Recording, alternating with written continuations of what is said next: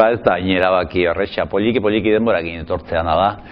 Azkenen, ni hemen jaio naiz, Ondarre baserrin jaio naiz, eta beste baserriko gazte asko bezala, nire ikasketak egin ditut, baina beti hemen lanak izan dizen, nire aita eta ama baserritik bizi izan die beti.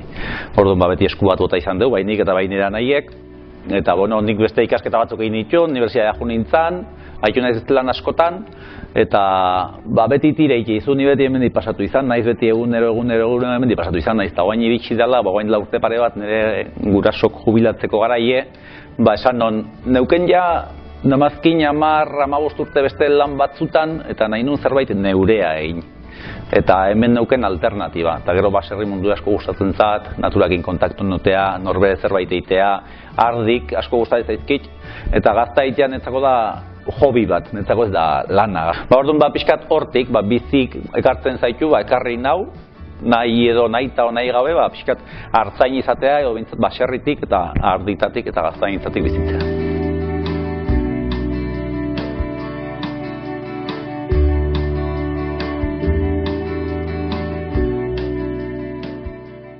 Garbi izango ditut, ni hemen jarraitzeko pixkat erabaki hartu eta gurasokin hitzein nunen, nik pixkat ofizio ezagutzet, bizi guzti neuki ditugu ardik eta bizi guzti manejatu izan ditugu eta beti lagun izan ditugu gurasoi bai gazta egiten, saltzen, gauza guztitan, baina aita beak esan zian komenigarri izala jutea eta pixkat gauza berrik eta teknika berrik eta maneju berrik ezagutzea eta jun nintzen, gaina ez neuken goga handi juteko, baina jun nintzen eta beti ikasten da zerbait eta ikasi ditut gauza batzuk interesgarrik eta egunerokotasunen erabilgarrik.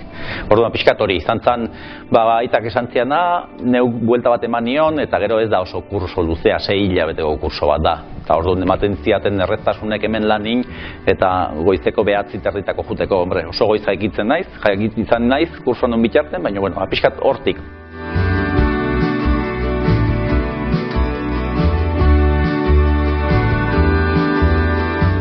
Ezberdin, ez da hilabeteko soldata.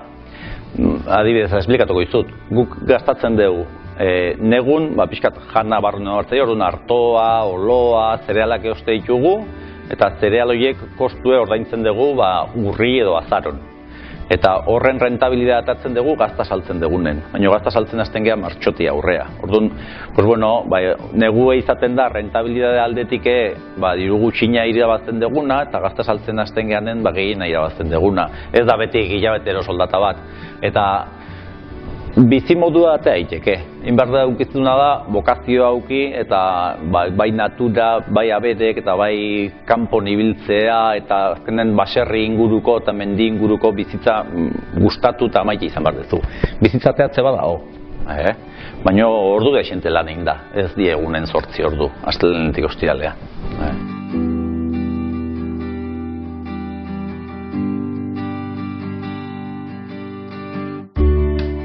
Ni positiboki pentsatzet, jende askok esaten do bukatzen jungo dala, gehoz gutxigo gaude, baina nik gazte dexente ezagutze ditut baita aktibidade honetan nahi dienak.